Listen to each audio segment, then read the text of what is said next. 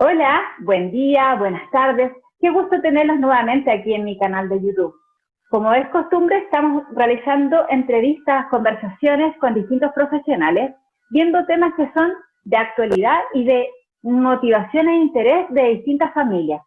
Hoy nos acompaña la doctora Gisbeli Salazar. Ella es neuróloga infantil, hace neurología neonatal, tiene una gran compenetración y llegada con distintas familias, por lo que hoy día vamos a tratar el tema de trastorno de espectro autista, el TEA. Doctora, dale las gracias. Yo sé, estamos lejos, yo estoy en Barcelona, usted está en... Yo estoy en Venezuela. Muchísimas gracias por la invitación y por este espacio. Gracias por estar acá. Nos gustaría poder comenzar a definir qué es lo que es el TEA, para que las familias tengan claridad de ese trastorno. Ok, el TEA es un trastorno del espectro autista.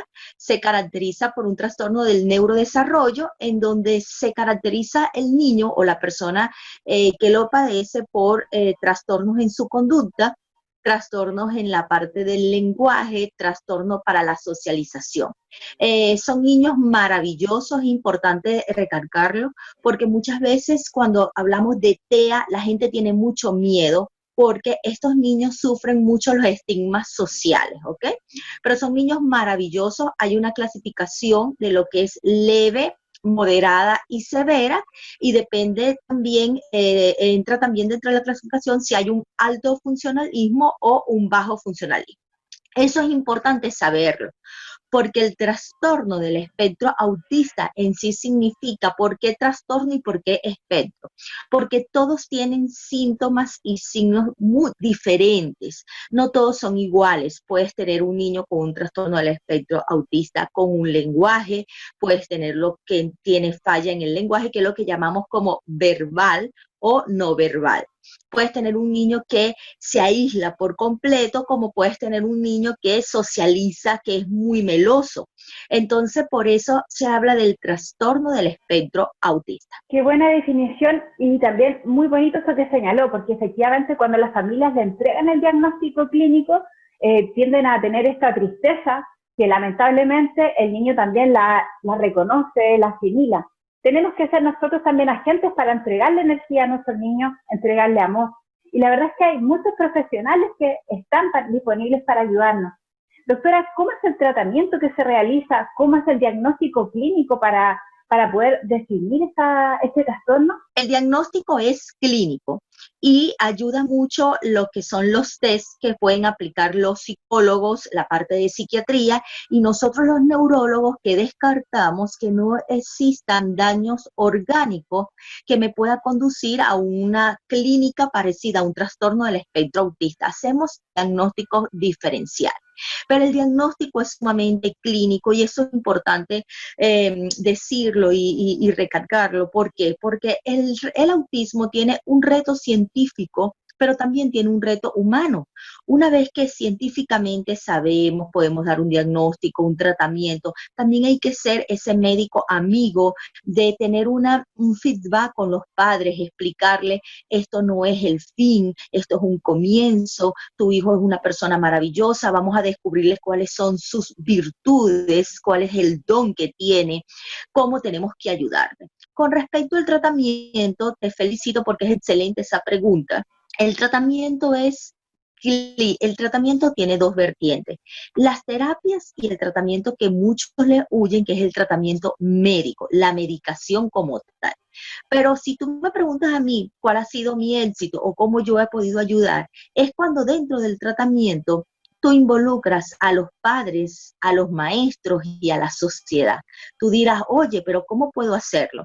El mejor terapista, sin quitarle y sin restarle los beneficios a los terapistas profesionales, no lo estoy apartando, pero tú como padre, si tú tienes un feedback con tu equipo de terapistas, de terapeutas, con los médicos, tú en casa puedes reforzar lo que el terapista está haciendo en su consultorio, en su unidad. Entonces, por eso es que tenemos que involucrarnos como padre, como maestro, ver cuáles son las virtudes de mi hijo, cómo puedo ayudarlo. Existen muchas terapias Y antes de comenzar a hablar de las terapias, es importante que sepan que lo ve un equipo multidisciplinario. Comenzamos pues psicólogos, neurólogos, terapistas de lenguaje o logopedia, como dicen allá, terapistas ocupacionales, terapistas que estén en el área sensorial, psicopedagogo. Entonces, cuando te das cuenta, hay una gran cantidad de especialistas involucrados en el tema. Lo importante es individualizar cada caso, porque no todos los niños de repente van a hacer una terapia del lenguaje, no todos los niños necesitan el psicopedagogo. Entonces, por eso tenemos que individualizar. Eso es sumamente importante. Hoy en día, de hecho, yo estoy haciendo un curso de psicología positiva. Yo creo mucho que en estos niños tú tienes que tener una gran paciencia, conocimiento, hay que saber leer, ayudarlos, interpretarlos, porque muchas veces creemos que el niño autista, hay padres que te lo dicen, no, yo no salgo con mi hijo porque a mí me da pena salir con él, porque hace una pataleta. ¿Por qué? Por la sociedad. Entonces, por eso todos tenemos que educarnos, y por eso yo te felicito, Paz, porque de verdad tú has tenido primero la necesidad de hacer esto, de ayudar al pueblo, de la necesidad de que hay de informar, hay una necesidad de informar. Y yo siempre digo un lema: no esperes que el autismo llegue a tu puerta para conocerlo.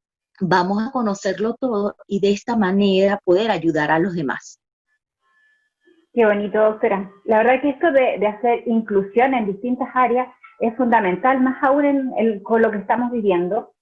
Y pensaba que efectivamente pasa esto en las redes sociales, que entregan mucha información, que los papás se ven como acorralados y lamentablemente a veces buscan canales de ayuda que no son las más efectivas. Recordaba como profesional, me llegan muchos papás que me piden dietas libres de cafeína o de gluten, y como decía la doctora, tiene que ser un diagnóstico clínico individualizado. Aquí no hay que seguir modas, porque no todos los niños necesitan el mismo tratamiento. Y la verdad que aquí es importante, es muy importante. La doctora tiene una llegada muy, muy cercana con sus pacientes, y eso me hace siempre tratar de buscarla para hacer estas conversaciones y entregar la información profesional.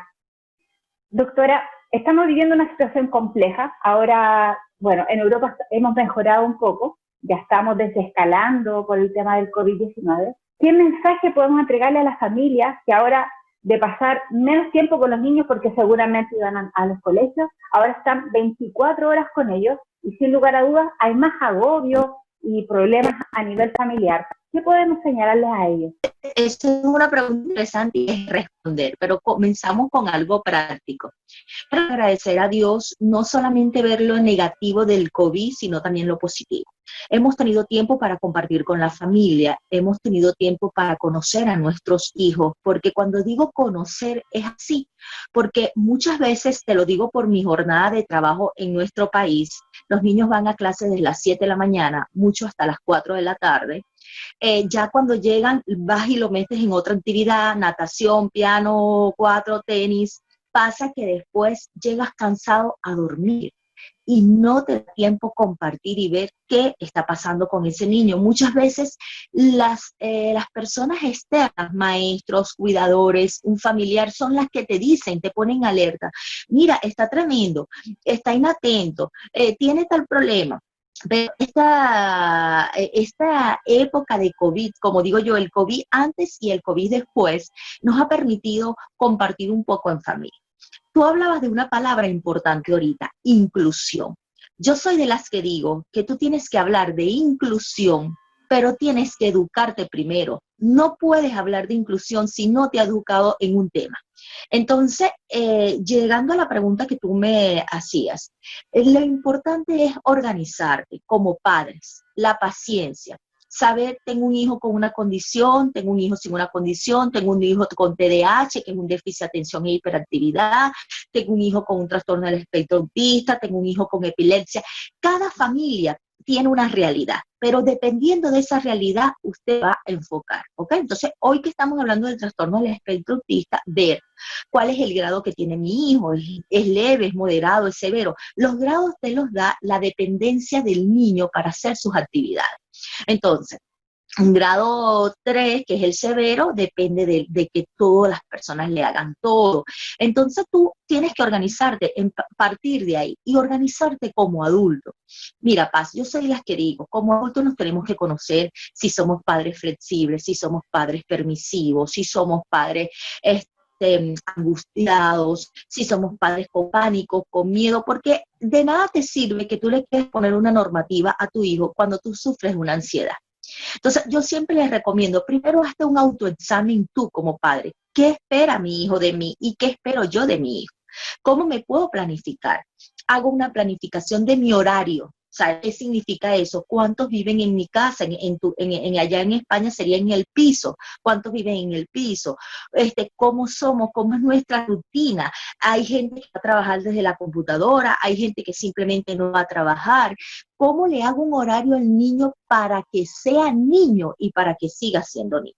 Porque algo que a mí me preocupa, y yo sé que tú y yo lo vamos a hablar después en un programa, es el postraumatismo del COVID, porque va a haber postraumatismo después del COVID. Los niños van a tener más para salir a la calle, para incorporarse nuevamente al colegio, y eso la gente no lo ha visto. Estamos para la cuarentena. Pero oye, ¿estamos preparados para ir después de la cuarentena? Eso sería otra pregunta y otro programa. Pero entrando, recomiendo mucho, de hecho, es un tema aparte de lo que es el juego didáctico como método de aprendizaje.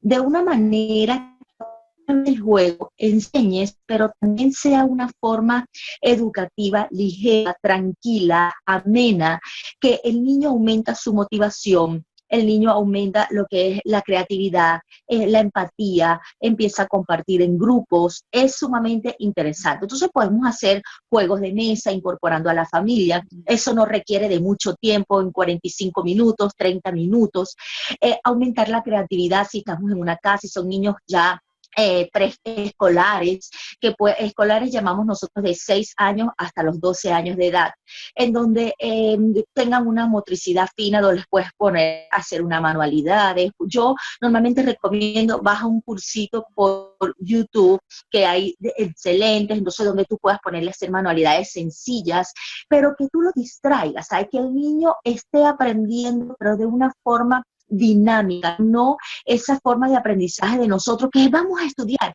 Eso crea muchas características oposicionantes desafiantes. Entonces, lo importante, en resumen, son 5 palabras: paciencia, organización, planificarte es sumamente importante. Lo que es la supervisión, qué está haciendo mi hijo, cómo lo está haciendo. No puedo dejar mucho tiempo el niño con videojuegos, extensiones. Y la más importante, el amor con que hagamos las cosas. Paz. No podemos hacer todo apurado, no lo podemos hacer bajo el contexto de que quiero al niño perfecto. Y tenemos que saber observar, ser observadores. ¿Dónde están las habilidades y virtudes de mi hijo? Para yo poder contrastar esa debilidad. Es como yo siempre pongo este ejemplo. Si tú vas a o te gusta, mira, automáticamente a ti te va a disminuir el hambre, vas a perder el entusiasmo por comer y te vas a querer parar de la mesa. Pero si yo comienzo con un plato suculento, que a ti te guste, que a ti te agrade, ¿qué vas a tener tú en tu organismo? Vas a aumentar tus ganas de comer, vas a aumentar tus ganas de seguir comiendo, de estar en la mesa y degustando. Entonces, ¿ves? Comenzamos por lo que te gusta y terminamos por de repente lo que no te gusta. Así igual en las tareas en el hogar. Algo importante, hablar a los niños y explicarle, Paz, lo que está sucediendo de acuerdo a su edad, con cosas sencillas, sin pánico. Se ha visto hoy en día mucho grado de ansiedad y pánico en los niños y miedo, porque muchas veces nosotros los adultos subestimamos a los niños y creemos que ellos no piensan o que ellos no sienten. Entonces pasa que de repente yo estoy hablando con mi pareja y entonces le digo, mira, ¿viste cuántos muertos reportaron hoy? Y te diste cuenta, y no te das cuenta que ni está ahí. Y ese niño está acumulando y están cayendo en pánico. Entonces, ¿qué hemos visto? Niños ahorita, ansiosos, que se les cae el cabello, hacen alopecia, que se comen los deditos, se muerden, que tienen trastornos del sueño, que tienen insomnio. En esta cuarentena, una de las secuelas que hemos visto negativo ha sido los insomnios, los trastornos del sueño, sobre todo en los niños con trastorno del espectro autista. Insisto a los padres, tenemos que recuperar otra vez nuestro sueño. Es decir, tú puedes dejarlo que vean una película, que vean un videojuego, que hagan un juego, pero ponerle límites hasta las 10 de la noche, ponte que hasta las 10:30, pero tienes que volver a recuperar, porque veo gente con patrones de sueño que se están acostando a las 3, 4 de la mañana y duermen hasta las 12, 1 de la tarde. Y cuando te vienes dando cuenta, eso le cambia su ritmo de alimentación, eso le cambia sus trastornos del sueño, la parte del aprendizaje, y vemos secuelas en lo que es el aprendizaje, porque hay niños que han desarrollado inatención. Entonces, esto es sumamente importante. Los padres te dicen, doctora, ¿cómo puedo hacer? Sí lo puedes hacer. Nosotros somos los adultos y sabemos poner los límites. Y como yo siempre he dicho, si tú explicas desde la base que ellos entiendan como que, un ejemplo, si te acuestas temprano, mañana te levantas, tienes más energía y vas comenzando poco a poco, porque si ya tenemos meses en donde los niños tienen con un trastorno del sueño, tú no pretenderás que hoy yo decida acostarlo a las 10 de la noche y se va a acostar a las 10 de la noche. Empiezas a comenzar a reducir horario, ¿ok? Y de esa forma que tú vas implementando eso, tú vas alcanzando nuevamente su horario de sueño. Otra cosa importante, Paz, la supervisión. Estamos viendo aumento del maltrato infantil, estamos viendo violaciones de niños. ¿Por qué? Porque muchas veces las madres estamos en casa, sobre todo los que no sean ya lo que ven en edificios, urbanismos, pues dejan a los niños solos, que jueguen. Mira, un niño no tiene conciencia realmente. Hasta los 12 años ellos son niños que no han vivido las experiencias que han vivido los adultos para tener ese nivel de riesgo, para medir, no lo tienen. Entonces, muchas veces le digo a los padres, la supervisión, revisa qué está viendo tu hijo en redes sociales, es sumamente importante, qué le dicen sus amigos. Todo eso tenemos que hacerlo, porque existe un libertinaje que a la final hace daño. Y eso es importantísimo que siempre pongamos ojo visor en eso. Que es cierto lo que acaba de mencionar la doctora.